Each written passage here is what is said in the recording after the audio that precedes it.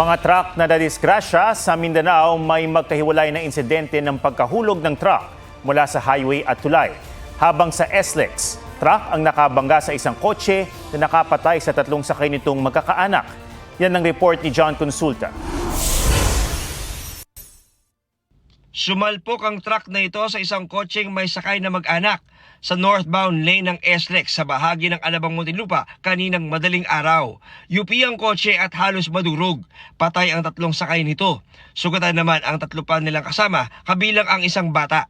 Minor itong sedan at hindi na rin nakapag-preno o minor ito pong truck na to. Pero para magkaroon ng ganito kagrabing casualty, mabilis ang truck kasi ganun kalakas ang impact? Isa din yan sa tinitignan din po ng anggulo ng ating po mga investigador. Gayong yung impact talaga din ito pong truck doon po sa mismo pong sedan talagang sobrang lala. Hawak na ng Highway Patrol Group ang driver ng truck.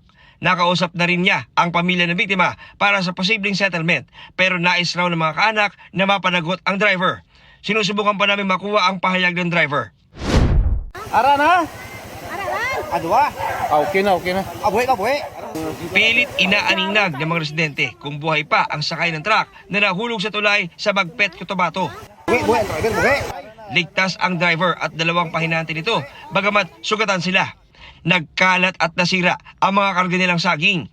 Aabot sa 3 milyong piso ang halaga ng pinsala. Nung nag-imbestiga yung ating mga police personnel, lumalabas na nawalan ng brake itong truck na loaded ng saging. Masyadong malalim yung area, matarik siya. Tendency, pag hindi magdahan-dahan yung mga heavy vehicles, siguradong didiretso sila sa ilog kasi kurbada. Ayon naman sa barangay, overloaded ang truck at biglang umatras ng paakyat na sana.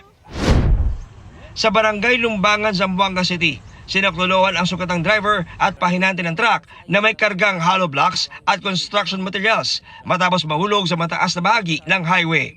Iniimbestigahan pa ang sanhi ng insidente. John Consulta, nagbabalita para sa GMA Integrated News.